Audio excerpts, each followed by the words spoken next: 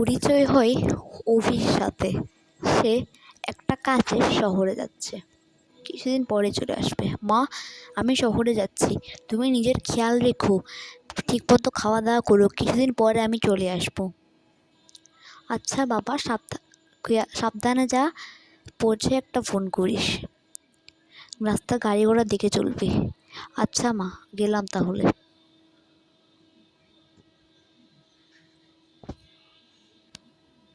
এই বলে সে বাড়ি থেকে রওনা দিয়ে দিল।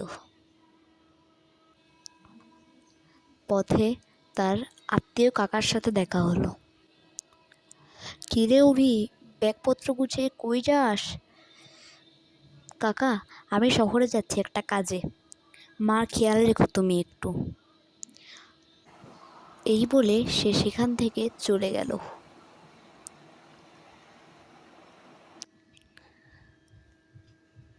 অনেক দূর পর সে শহরে ফিরে এলো।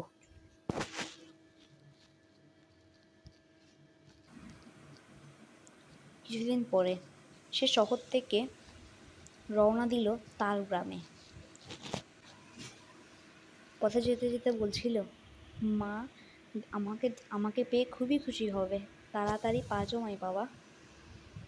আস্তে আস্তে সে তার গ্রাম অতিক্রম করলো। অবশেষে সে তার ঘরে এসে পৌঁছালো। কিন্তু তার মার ভয়ঙ্কর রূপ দেখে সে অবাক বনে গেল।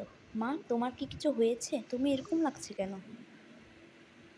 না বাবা, আমার কিচ্ছু হয়নি, তুই হাত মুখ ধুয়ে ব্যাগ ঢেকে খেতে আয়, তোর জন্য ভাত বাড়ছি। মার কথা শুনে সে একটু দেরি না করলে বাথরুমে গেল এবং হাত মুখ ধুয়ে আসলো। কিন্তু এসে দেখলো তার মা এখনও দাঁড়িয়ে আছে সেই জায়গায় যেখানে দাঁড়িয়েছিল। মা, তোমার কি হয়েছে? তুমি ভাত নাওনি যে? কিন্তু মার রূপ দেখে সে ভয় পেয়ে গেল, প্রচণ্ড আতঙ্কে চিল্লিয়ে উঠল, তুমি কে? তুমি আমার মা হতে পারো না, তুমি কে? আমি হলাম শাকচুন্নি। এর পার্ট 2 আসবে পরশুদিন।